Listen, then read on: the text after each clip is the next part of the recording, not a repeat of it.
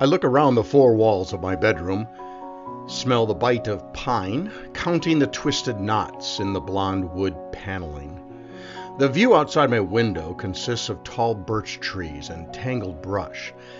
I can see a deer, alert, elf-shaped ears peeked forward, attentive to the sound of squirrels chasing back and forth, rustling leaves in playful frenzy.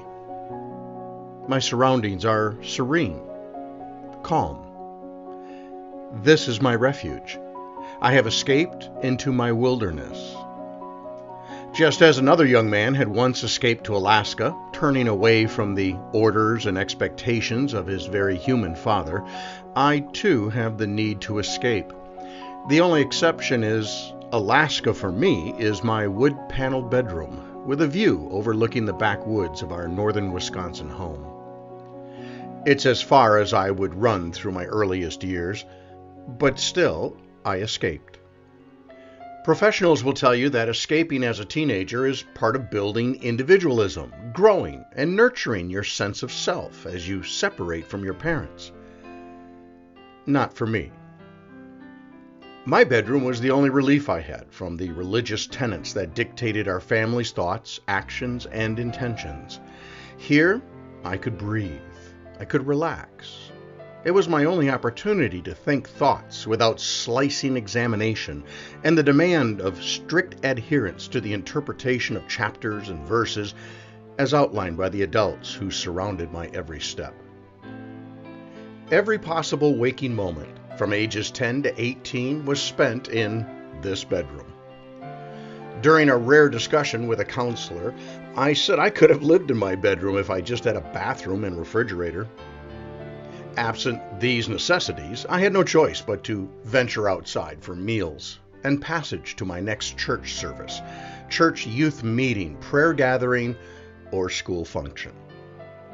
In my room, with my Pioneer cassette stereo receiver, stacks of books piled high on rough cedar bookshelves, a dark walnut desk, and scenic backwoods view, I would stare and think and wonder. I would hope and rest until I had to return to our small family clan for tense meals, followed by readings, devotionals, and prayers, and then as fast as possible back upstairs to my sanctuary. Why didn't I watch television downstairs? Well, we were not permitted to laugh at natural human functions. Actors who passed gas from the hidden regions of their body weren't funny in our house. We were not allowed to watch Love American Style because its comedic portrayal of dating and relationships was worldly. Everyone was on guard, alert to the inadvertent giggle or inappropriate snicker at the unholy antics of fictional characters or television stars.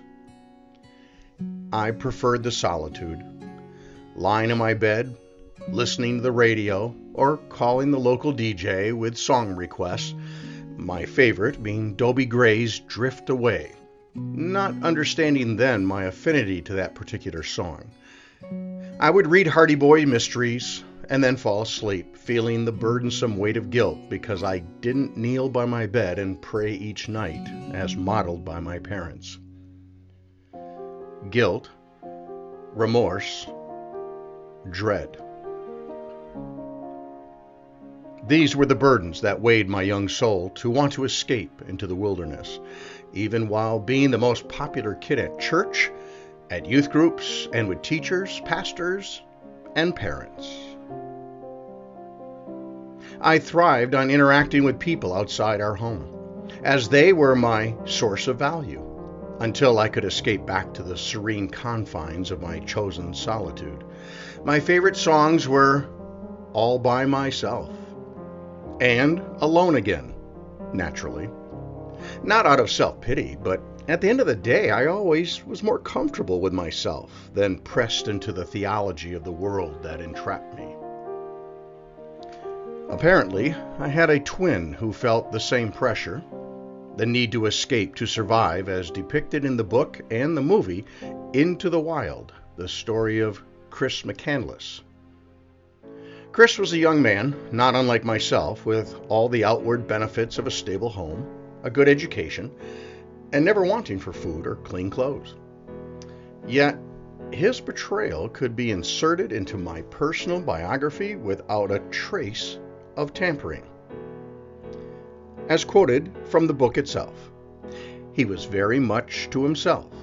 He wasn't antisocial. He always had friends. Everybody liked him. But he could go off and entertain himself for hours. He could be alone without being lonely. He internalized disappointment. He'd go off alone and beat himself up. McCandless's personality was puzzling in its complexity. He was intensely private, but could be congenial and gregarious at the same time. He wouldn't tell us what was on his mind and spent more time by himself. His smoldering anger, it turns out, was fueled by a discovery.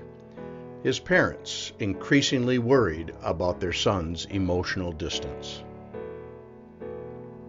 Chris was my doppelganger, another person living my exact life in a different time and dimension. I loved my grandfather, who at the age of 80 lived alone on the family farm and was by all accounts self-sufficient and content with his nighttime treat of saltine crackers mixed in a glass of cold white milk, or during warm summer nights with playing a game of crokinole with me, his 5-year-old grandson.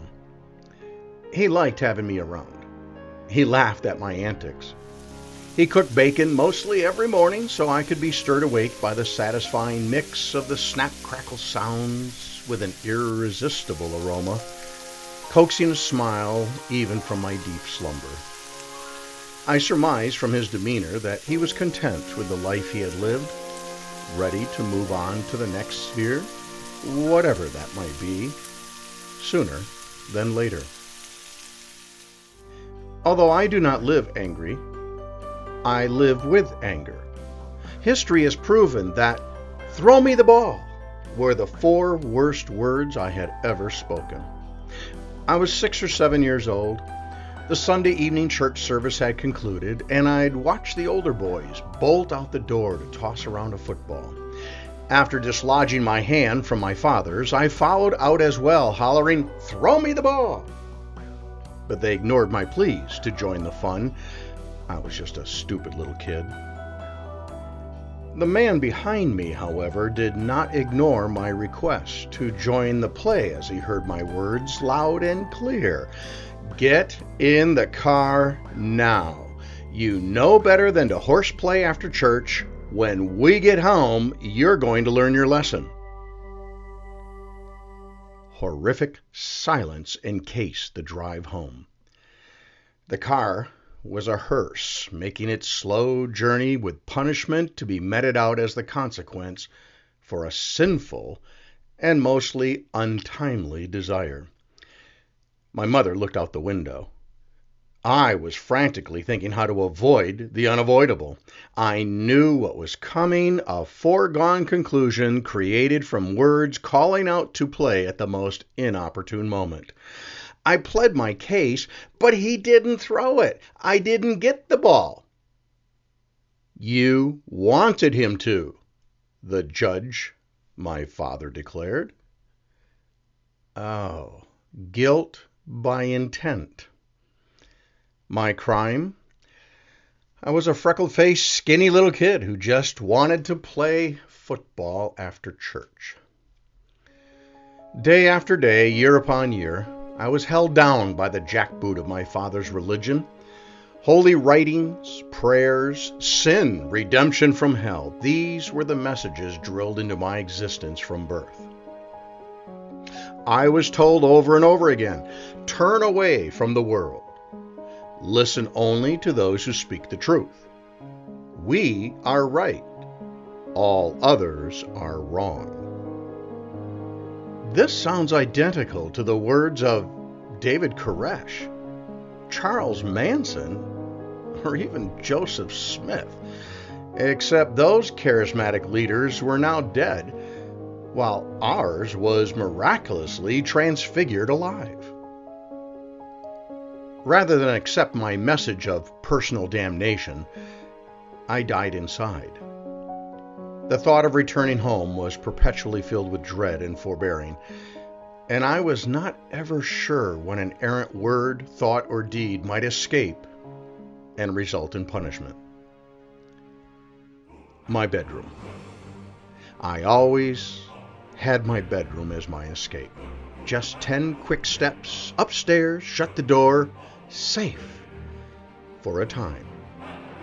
No punishment was enough, as my dad meted out his own rough hand on my backside many times, using a 1x2-inch stick as his tool until my hands stung from my feeble attempts at blocking the blows. In April 1992, Chris McCandless walked alone into the wilderness of Alaska. 4 months later, his decomposed body was found by a party of moose hunters. He had crawled into his sleeping bag and died. A friend read a past essay I had written and commented, "You sound so angry. I'm not sure it fits this part of your story." Rereading that passage, yes, I guess it is harsh, but does that make it inappropriate? Too emotionally strong for the flow of thoughts and phrases? If it's authentic, does my anger stain the writing on merit? Or is it edited clean as I wipe away the coarse verbiage like words disappearing from a blackboard with one swipe of an eraser, or forever purged with the stroke of delete, achieving a more comfortable, acceptable tone? Is it wrong to be angry? Must anger be destructive? Is it wrong to hold on to pain? Am I a better person if I forget the indignities or gloss over the facts? Am I being unforgiving and ungracious in light of my own failings? Is the log too big in my own eye to allow forbearance for the splinter in the eyes of others? It was an afternoon walk with my dad. 4 full decades after my church football play mishap, when under blue skies and a warm sun, I simply asked, "Do you have any regrets about your life?" I wasn't trying to uncover vast troves of honesty or dig up old bones, long forgotten miscues. I was merely trying to connect with a man who held back, shared little of his thoughts, possibly unearth a hidden gem that he really had missed having a closer relationship with his son, regretting maybe some lost moments we could have had together. A pause. Silence. The crunch of our footsteps on gravel, the only sounds. And then a breakthrough. He's thinking, recalling, drawing back the curtain of the past to reveal, "No, I can't think of anything I do different." Really? Honestly, nothing? Nothing at all. I was taken off guard, a bit dumbfounded, speechless. My mind was racing with an unspoken response of, "This is your chance to make us whole, bring our lives full circle through mutual confessions of shortcomings, followed by the healing embrace of love and forgiveness." And your answer is, "I do it all the same?" The remainder of our walk could have just as easily been by myself, as my thoughts bounced back and forth, a stainless steel pinball ricocheting side to side. If you didn't know that beating a kid for innocent play was wrong, what's wrong with you? If you didn't know that berating a child would hurt him rather than guiding him with love and care through the confusing wilderness of life, what's wrong with you? If you can't see your child wants to spend time together, reaching out with a meager offering, and your response is with excuses why it can't happen, what's wrong with you? How was this God so dominant in your thinking that you lost the only common DNA you had on this earth? The truth? I'm surprised I didn't end up in a sleeping bag in the woods somewhere, my bones finally giving up the fight. Today, I don't have any issue with the next unknown sphere of existence. In the footsteps of one old-time farmer, let it come sooner rather than later. Except for one continuous, enduring, and motivating thought. I want my kids to know something different. I want them to know they are loved for who they are. They can make mistakes, and it's okay. They are not going to hell because of a wrong thought or misguided deed. The work of this world is to just keep at it. We all have failings, but we're all striving to get better at this thing called life. And I am here as their safe harbor. Life can suck enough as it is, but your dad hopefully will strive always to come through, even with nothing more than, it's going to be okay. I love you, my sons and daughter, because I have lots of love to give. My storehouse of love is like warm embers, emanating life-sustaining heat for any who wish to gather around. I will never run out of unconditional love for you. You will never have to feel alone.